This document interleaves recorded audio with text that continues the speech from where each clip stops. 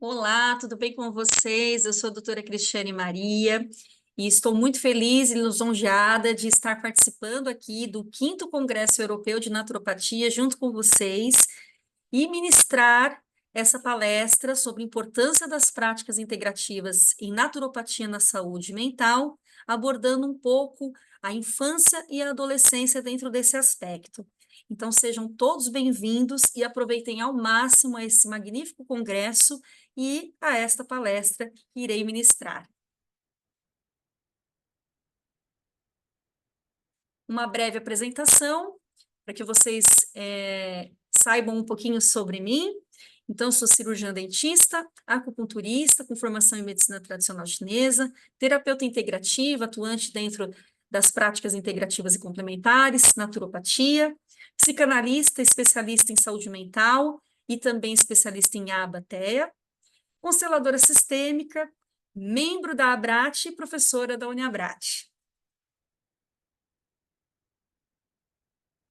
Bom, sobre as práticas integrativas e complementares e a naturopatia, ambas interagem em conjunto. Então, as práticas integrativas e complementares e a naturopatia vão englobar diversas terapias, técnicas e sistemas da nossa medicina, seja uma medicina convencional ocidental ou as medicinas, sejam elas a medicina tradicional chinesa, ayurvédica, antroposófica, enfim, todas que se baseiam dentro do que é mais natural, dentro do que o corpo responde a favor ao tratamento. Então, vão se basear em métodos não convencionais, mas métodos naturais. Então, tendo uma visão holística do ser, um todo, o uso de recursos naturais. Então, um exemplo disso, dentro das práticas integrativas, são os sistemas florais, dentro da naturopatia, a homeopatia, que trabalham os semelhantes, abordagem personalizada, onde cada um tem um histórico, cada um tem uma queixa, cada ser é um ser único. E aí, então, deve ser de forma personalizada a abordagem que o terapeuta irá realizar através das suas queixas. Prevenção e promoção de saúde. Dentro da definição da OMS, Organização Mundial de Saúde, ela sublinha que a saúde mental não seja apenas uma questão de transtornos mentais, mas um estado positivo de bem-estar mental que o ser humano deve ter. Então, o que acontece? Quando a gente pergunta para alguém o que se trata a medicina oriental, a medicina chinesa, a medicina ayurvédica, a medicina antroposófica, a medicina ocidental, que é a medicina convencional, a maioria das pessoas vão falar que são medicinas para tratar doenças, tratar questões. Mas se a gente dividir, nós temos uma medicina mais alopática e temos uma medicina mais natural, mais naturalista, nas quais, então, né, a naturopatia e as PICs, as práticas integrativas e complementares, se englobam. Mas, se a gente perguntar para essa mesma pessoa do que se trata a saúde mental, ela, na maioria das vezes, vai responder que a saúde mental são questões onde deve-se tratar uma ansiedade, uma depressão, um pânico. Então, as pessoas, no geral, entendem a saúde mental como algo negativo e que só deve ser visto quando as coisas apertam, ou seja, quando a pessoa realmente não tem algo físico para tratar. E aí sim, buscam, através disso, aí a saúde mental. E, na realidade, a saúde mental não é apenas isso. A saúde mental, como a OMS mesmo define, é o bem-estar.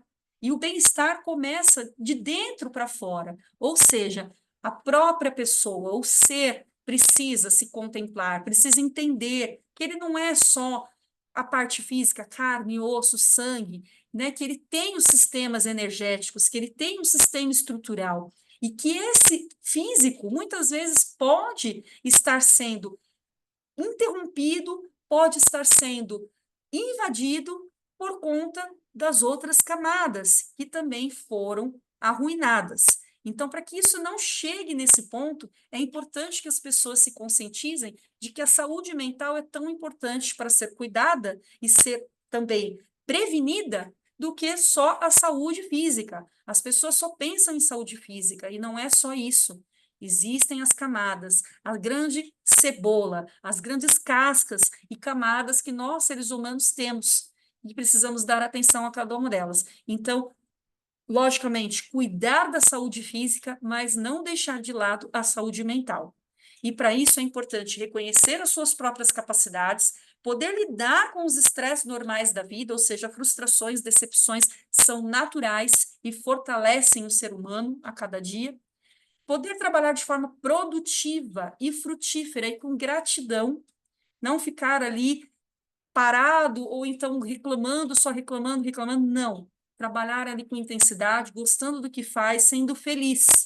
E capaz também, ser capaz também de contribuir para a comunidade, ou seja, também ser uma fonte de, de aconchego, uma fonte de ajudar o próximo através do acolhimento.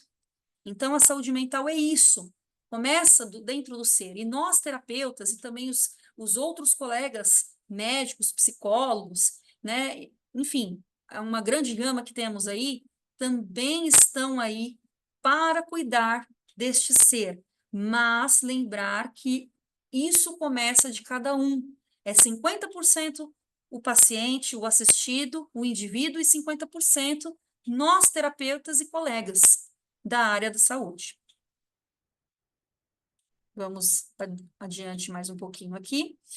E agora sim, agora eu quero entrar um pouquinho na faixa etária aí, na qual eu quero que vocês compreendam um pouquinho sobre o que eu quero passar aí em relação à saúde mental. Então, nós temos a infância, né, que ela vai desde o nascimento até os 18 anos, assim, né, pela OMS também é dado esse preceito, né? Então, os pediatras atuam até os 18 anos, tem também a ebiatria, né, que já é da parte da pré-adolescência. Depois a infância ainda é subdividida em três partes, né, onde tem a primeira infância, de 0 a 2 anos, a segunda infância, de 3 a 6 anos, e a terceira infância, de 7 a 12 anos. Então, é a terceira infância que eu quero dar um pouquinho mais de ênfase aqui, tá? Aí a pré-adolescência, que é essa transição, né, entre 10, 12 anos, enfim, onde os caracteres femininos e masculinos já vão aparecendo e ficam fica aquela situação de que, eu sou criança, eu sou adolescente, o que que eu sou? Né? É a fase ali de muitas questões, de muitos questionamentos e também de emoções chegando com muita influência. E depois passa-se para a adolescência, que na realidade é ali dos 11, 12 anos, dos 12 anos até os 18 anos, pela OMS até os 19 anos. E aí a adolescência já é um outro padrão, ou seja, os caracteres secundários da puberdade já estão em amadurecimento, então as meninas já estão mais formadas, tanto no seu corpo físico quanto no seu corpo emocional, e os meninos também estão aí formando também o seu sistema mais masculino, né? As suas ideias, as suas vontades.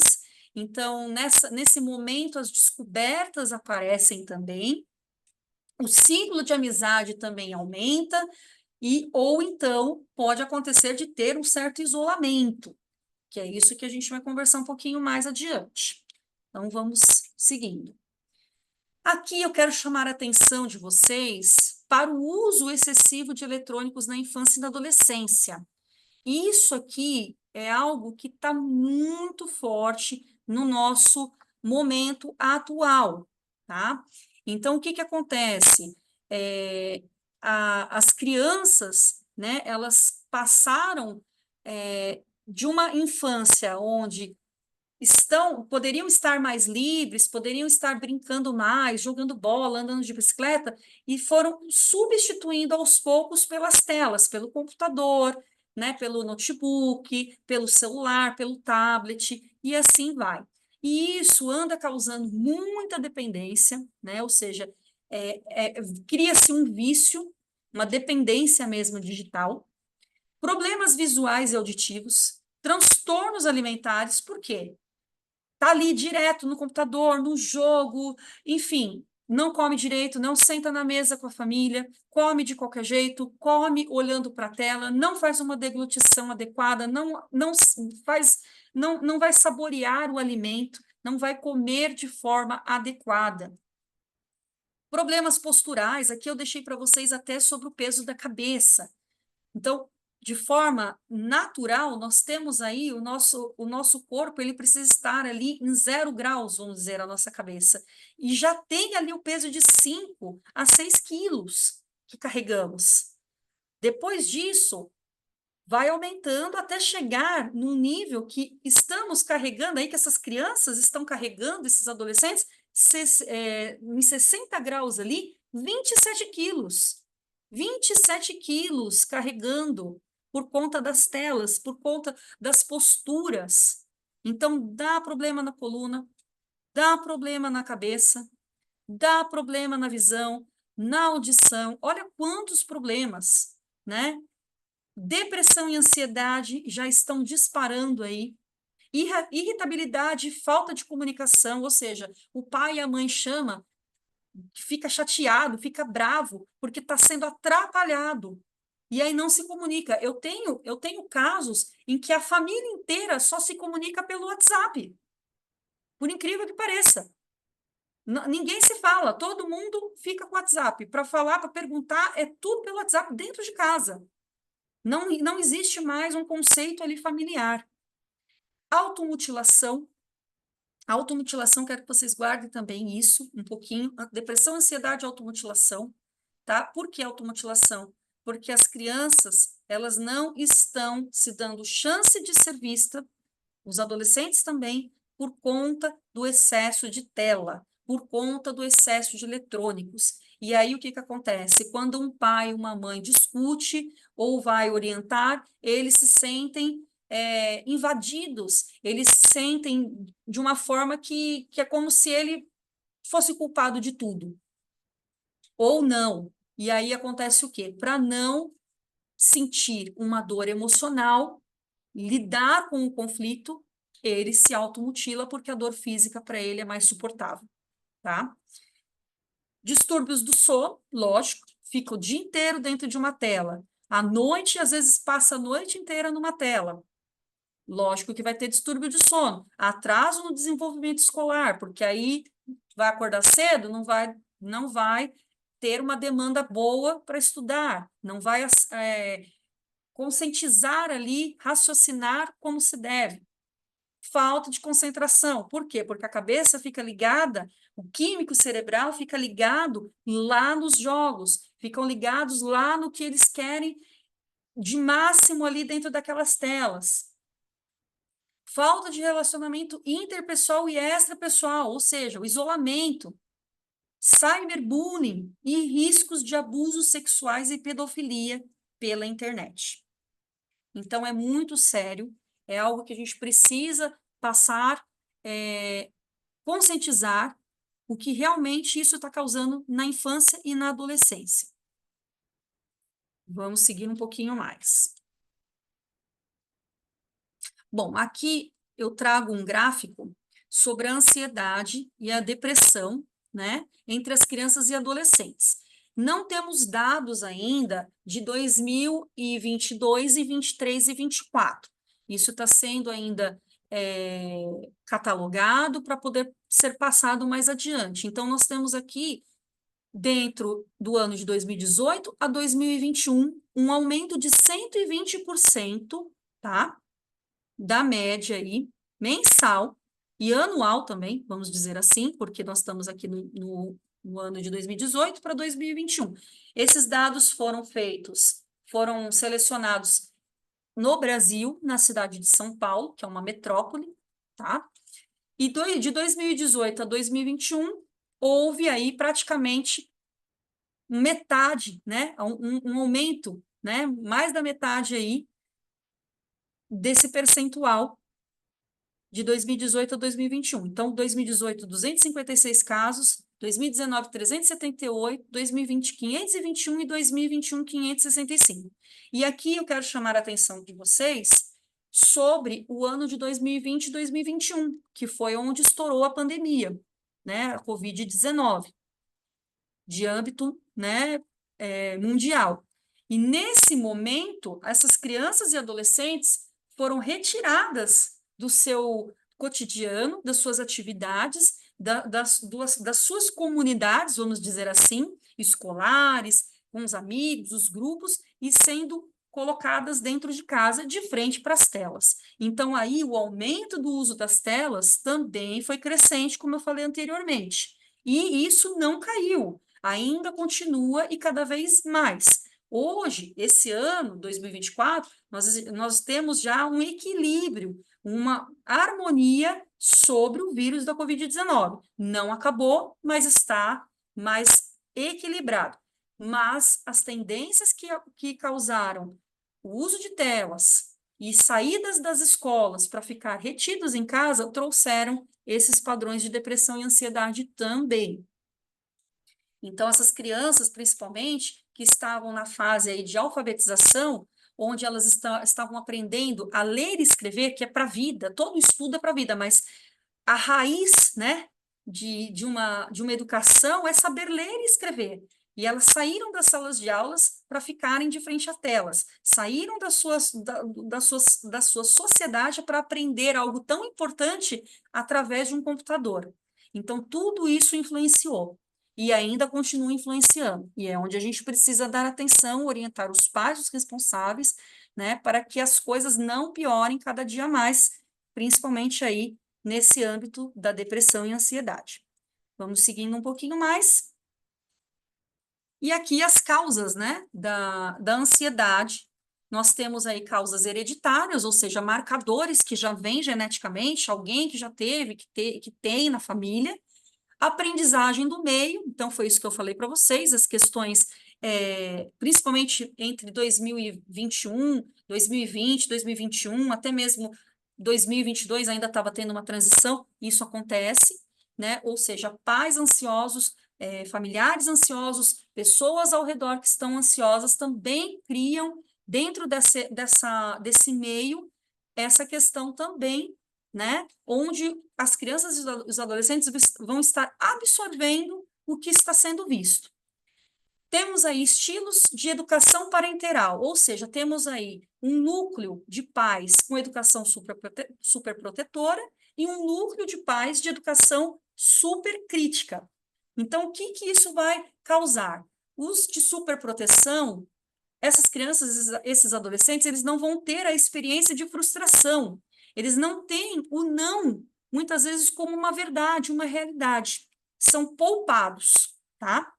E a educação supercrítica são aqueles pais, aqueles responsáveis que não dão ali ênfase no que aquela criança e aquele adolescente faz de melhor.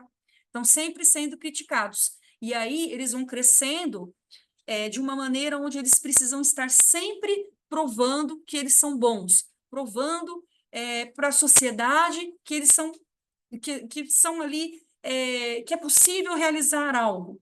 Então, isso também causa um nível de ansiedade, né? Ter esse tipo de educação também não é saudável. Então, enquanto um está sendo super protegido e não está tendo ali frustrações para se fortalecer, o outro está querendo se fortalecer mais do que é necessário. Provar, provar e provar.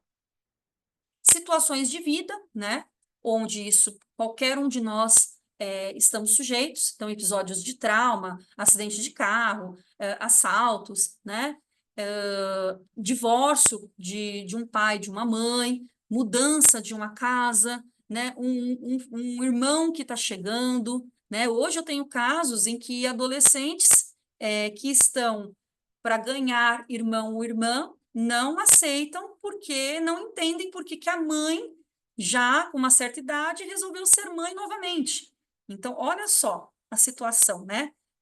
Precisa ser ouvido, precisa ser entendido, compreender o que ficou naquela amígdala cerebral que fez esse gatilho de não ser visto, de ser substituído. Ninguém é substituível, né? Todo mundo tem o seu lugar, todo mundo é importante dentro do seu sistema familiar.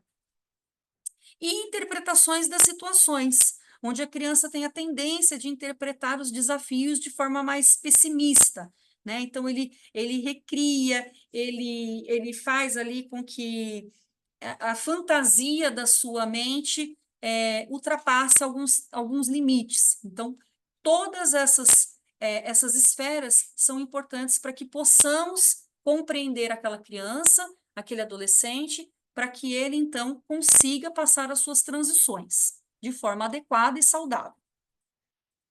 Vamos mais um pouquinho. E aqui, né, eu coloquei os 10 sinais da depressão infanto-juvenil. Então, aí, de número 1, nós temos a criança ou adolescente que só reclama de tudo, né? E não quer fazer mais nada. Depois temos aí insônia, né? Sente sono, não sente mais sono, ou sente mais sono do que o normal, tá? No terceiro ponto, aí nós temos a questão de emagrecer e engordar demais. Eles estão numa fase em que eles estão começando a se olhar, eles estão começando a buscar os seus pares, né? Então, eles começam aí a se desafiar também no espelho. Não prestar atenção ou ficar vagando pelas aulas ou por conteúdos que não são de importância no momento, reclama de cansaço, né? Não tem energia, já pensou, né, em morrer e se questiona por que tá vivo, então isso eu também quero que vocês guardem um pouquinho aí, tá? Às vezes fica mais quieto, mais isolado, está sempre irritado, mal-humorado, né? Briga com as pessoas à toa, se estoura por nada, reclama sempre de dor, né? Tem dores físicas aí, principalmente dores de barriga, dor de cabeça, dor nas pernas, e acha muitas vezes que é culpado por muitas coisas que acontecem, principalmente no âmbito familiar, se culpa o tempo todo, tá? Então, essas mudanças todas aí são sinais de que a depressão pode estar acontecendo ou já está instalada. E agora sim, vamos falar um pouquinho sobre o risco para suicídio entre os adolescentes, crianças e adolescentes, né? Então, nos meninos, né, no sexo masculino, existem tentativas prévias de suicídio, geralmente acontece até os 16 anos, tem presença de transtorno de humor, presença de uso de substâncias, ou seja, uso de drogas lícitas e ilícitas. Nas meninas, né, ou seja, no sexo feminino, presença de transtornos de humor também, tentativas prévias de suicídio, gestação não planejada e fuga de casa, tá? Então, são esses os principais riscos aí para as meninas, né? Principalmente essa parte de gestação não planejada. Aqui também acontece o aborto de forma inadequada, né? Onde elas não têm com quem expor, são muitas vezes despejadas de casa, enfim, tem decepções amorosas, muitas coisas acontecendo ao mesmo tempo. E também aqui, que ficou faltando, tem a questão também da sua identificação, né? Se é heterossexual, se é homossexual, se é bissexual, existem outros patamares também, mas esses três são os que estão mais arraigados dentro dessa fase, onde eles estão se conhecendo, estão se vendo, estão tendo as suas trocas, né? Então, isso também tem uma importância aí para ser levado em consideração. E de risco imediato, acesso a método letal, estresse familiar agudo, agitação e depressão grave. Bullying também faz parte, tem muitos fatores de risco, né? Mas esses são os principais aí. E aqui, né, temos um diagrama mostrando sobre a ideação suicida. E aqui eu também quero deixar de importância para vocês que o adulto, quando ele tem a ideação suicida, ou seja, ele pretende se suicidar, ele organiza isso na sua mente, ele planeja isso na sua mente, mesmo que de forma inconsciente. Ele vai estar planejando. Então, não acontece do dia para a noite. Muitas vezes as pessoas, nossa, eu estava conversando com a pessoa na semana passada, não percebi nada, como que ela se matou? né? Por quê? Porque isso já estava lá na mente daquela pessoa. Mas para a criança e o adolescente, isso não acontece. Não tem um planejamento, até porque eles não têm ali uma questão onde eles consigam planejar e vivenciar a sua ideação suicida, tá? Então, para a criança e para o adolescente, isso é muito rápido. É uma coisa que não é planejada. E a causa maior de tudo isso é a mudança de humor. A ansiedade, a depressão, é um evento estressor, mudança aguda de humor. Ansiedade, raiva, desesperança. Aqui no Brasil, há pouco tempo, teve um caso onde um menino de 14 anos matou o pai e a mãe e a irmã, só porque o pai discutiu com ele que ele foi mal na prova e que ele não poderia mais utilizar o celular, jogar, ele simplesmente, o pai, acho que era da polícia, né? E que não que já estava aposentado, e ele então pegou a arma do pai, matou a mãe, matou a irmã, e por pouco também não se suicidou. Tudo isso por conta de uma frustração. Tudo isso porque não foi falado não na época correta. Tudo isso porque ele não estava fortalecido a ponto de entender que o pai queria o seu bem e não o seu mal. E, no entanto, ele, num clique, ele fez tudo isso sem pensar, tá? Então, isso também é uma ideação suicida. Então, é um sinal de alerta, tá? Investigar e tratar, inibir e inibir a questão, perceber a inibição que está acontecendo e perceber também o que está facilitando. Então, tem todos esses traços a serem tratados. Vamos mais um pouquinho. Aqui nós temos, então, um gráfico mostrando, tá, um boletim epidemiológico da Secretaria da Vigilância de Saúde do Ministério da Saúde, tá, de 2021 até 2021. E aqui nós temos aí, ó, a faixa etária dos 5 a 14 anos e de 15 a 19 anos. Aqui a gente não precisa dar muita atenção agora, porque não é o foco da palestra. Lógico, precisa dar atenção, mas aqui eu quero que vocês entendam a faixa azul de 5 a 14 anos, tá? E de 15 a 19, o aumento que teve. Então, é nessa fase aqui que o aumento do suicídio pode estar acontecendo, tá? E aqui nós temos um gráfico PITSA, tá? Da Associação Paulista dos Técnicos Judiciários, também de 2021. Lembrando que ainda não temos os dados de 2022 e 23 e 24, tá? E aqui o maior transtorno que pode causar essas questões de suicídio na infância e na adolescência são os transtornos de humor, em 37%, tá? Depois chega a dependência química, em 23%, 12% transtorno de personalidade, 11% esquizofrenia, 7% transtorno de ansiedade, 5% outras questões psiquiátricas, 4% orgânicos, transtornos mentais orgânicos, e 1% transtorno de ajustamento. Então, o transtorno de humor é importante, como o caso que eu falei há pouco, do menino que, porque ouviu um não, foi frustrado, ele simplesmente, né, por pouco ele não se matou, mas matou o pai, a mãe e a irmã. Vamos adiantando aqui mais um pouquinho. Aqui nós temos, então, o gráfico do Brasil até 2000, de 96 a 2021, tá? Então, aqui, o que chama atenção nesse gráfico? Chama atenção que não é uma coisa de agora. Em 1996, já tinham 119 casos. Em 2006, 125 casos. 2014, 146 casos. 2017, 182 casos. E aqui, ó, em 2021, 200 casos. Né? Então, se a gente for contabilizar todos eles, de 96 a 2021, temos 3.285 casos de suicídio infantil. Né? Então, já acontece isso há muito tempo.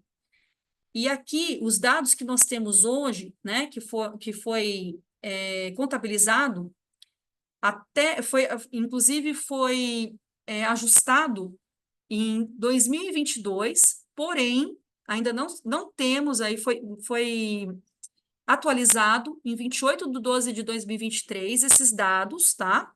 De janeiro a junho de 2022, contando também com esse gráfico aqui. Então, se a gente for fazer de forma isolada, a gente percebe, né, que é muito grave isso, muito grave, e a tendência é crescer, porque precisamos entender aí o que está acontecendo com essa geração e trabalhar a favor da prevenção. Tratar é importante? Sim, mas a prevenção é o caminho.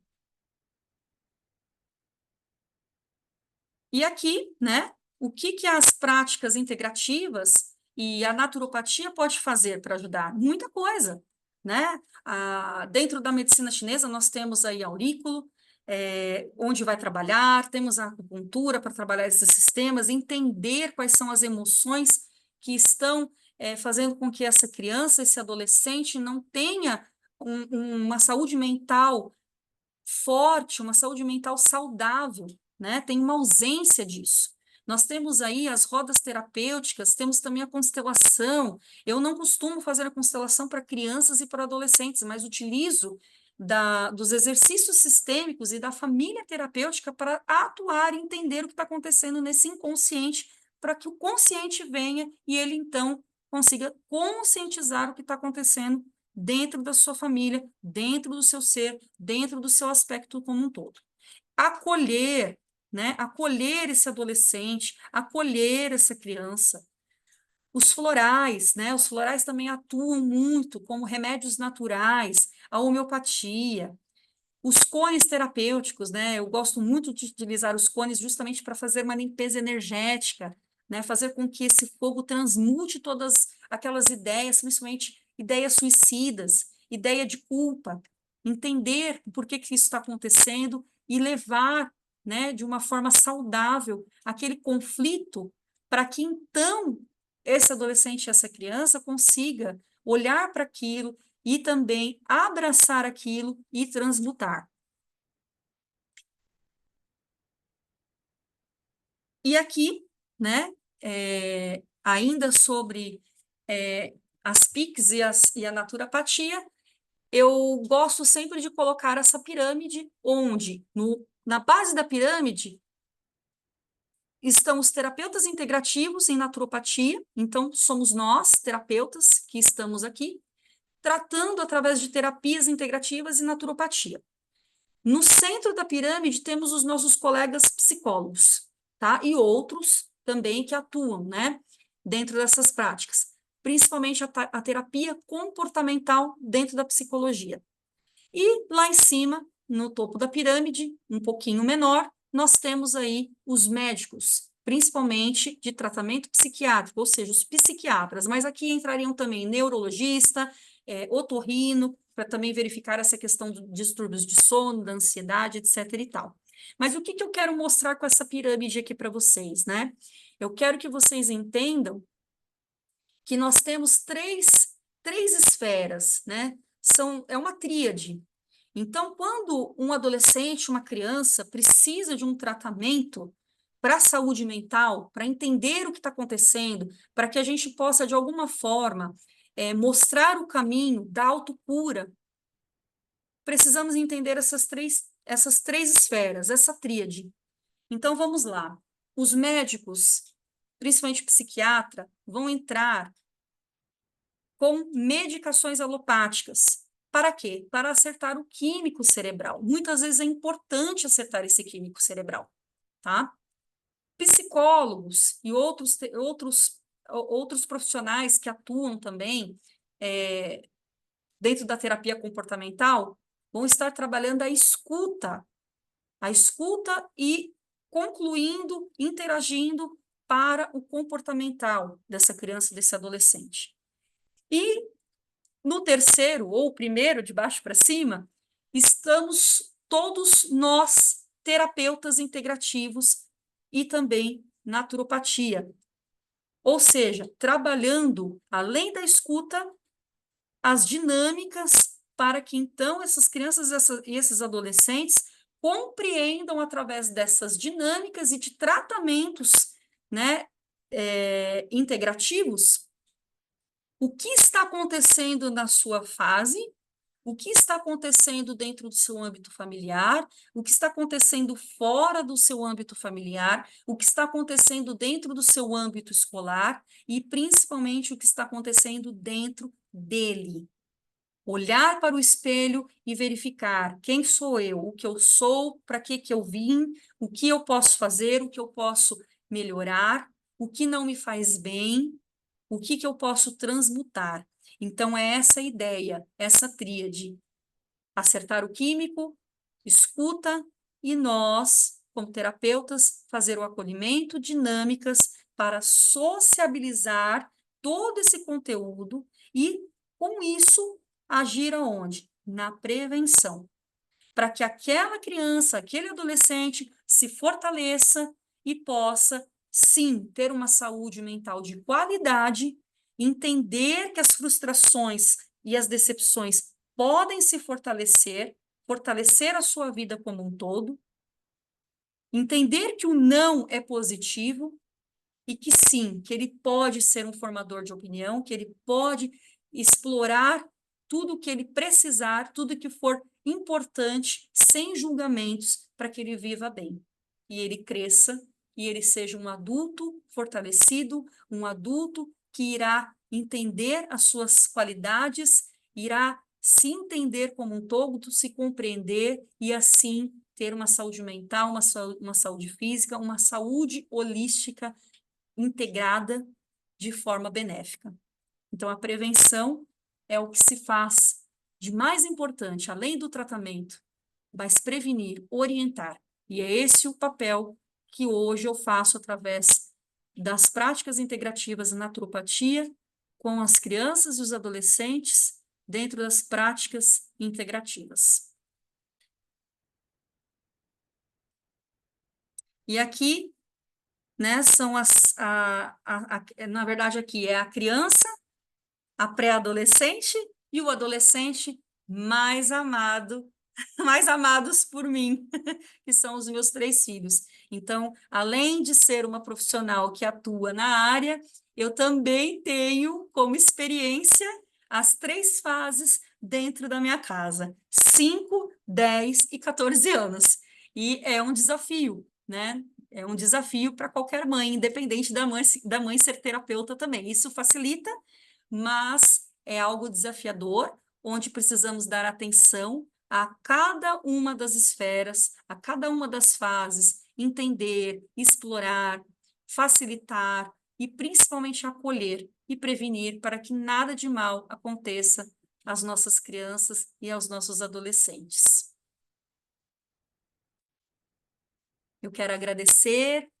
Estou finalizando a minha palestra, espero que tenha sido de grande valia para todos e me coloco à disposição. Aqui eu deixo para vocês os meus contatos, meu site, meu Instagram, meu e-mail, meu WhatsApp, e quero agradecer a toda a equipe do 5º Congresso Europeu de Naturopatia pela oportunidade em estar participando e trazendo um assunto de suma importância, principalmente para as nossas crianças e para os nossos adolescentes, trazendo uma conscientização para os pais, tutores, responsáveis, e também mostrando que sim, que as práticas integrativas e complementares e naturopatia são essenciais e facilitadoras para o crescimento e desenvolvimento e prevenção dessa faixa etária. Eu agradeço imensamente, gratidão, aproveitem o congresso e até breve. Gratidão, namastê. Beijos de luz.